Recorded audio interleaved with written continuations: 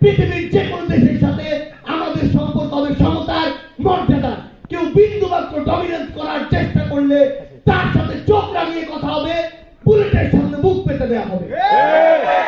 ওই শেখ মুজিবুর রহমান 1971-এর পরে এই বাংলাদেশের অস্তিত্ব, এই বাংলাদেশের যে সার্বভৌমত্ব সেটি নষ্ট করে দিয়েছিল এই বাংলাদেশকে একটি দেশের কাছে ইজারা দিয়ে।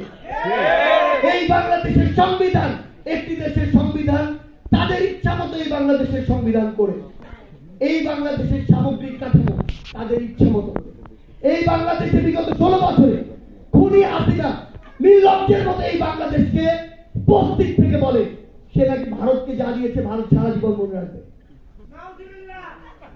আমরা শুধু ভারতকে একটি জিনিস বলে দিতে চাই, আপনাদের সাথে আমাদের সম্পর্ক কি হবে সেটা আপনারা আপনাদের কাজের মাধ্যমে নির্ধারণ করবেন।